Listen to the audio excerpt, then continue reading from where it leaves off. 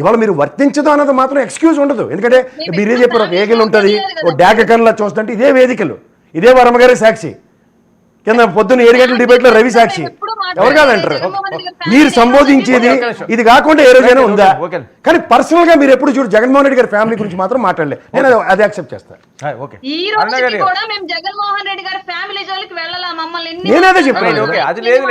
నేను అదే చెప్తున్నాను కదమ్మా, మీరు ఏ రోజు ఫ్యామిలీ మాట్లాడలే.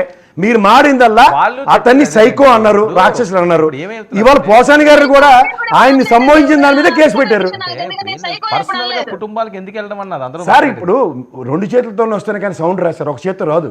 ఫస్ట్ ఎవరి దగ్గర నుంచి ఇనిషియేట్ అయిందో చూడండి. ఒక విధంగా ఫ్యామిలీలు మాట్లాడడం ఇద్దరిది తప్పే, అందులో ఎవరికి ఎక్స్క్యూజ్ లేదు. ఒకళ్ళు ముందు వీళ్ళు మాట్లాడారు కాబట్టి రెండోది వాళ్ళు మాట్లాడారు, తర్వాత వాళ్ళు మాట్లాడారు, ఎవరు మాట్లాడే తప్పే. జగన్మోహన్ రెడ్డి ఫ్యామిలీ గురించి ఎవరు మాట్లాడారు? జగన్మోహన్ రెడ్డి గురించి మాట్లాడలేదని నేను చెప్తున్నాను కదా. మరి అదే అంటున్నారు, మీరు పోసాని గారిని అనుభవించి మాట్లాడుతున్నప్పుడు మీరు జగన్మోహన్ రెడ్డి దగ్గర వీళ్ళు డిబేట్లో ఉన్న వాళ్ళు ఆయన్ని సైకో, రాక్షసుడు ఏది పడితే అది పర్సనల్గా అబ్యూజివ్ లాంగ్వేజ్. అది చీఫ్ మినిస్టర్ సైకో అంటే అబ్యూజివ్ కాకుండా ఇంకేమవుతుందండి?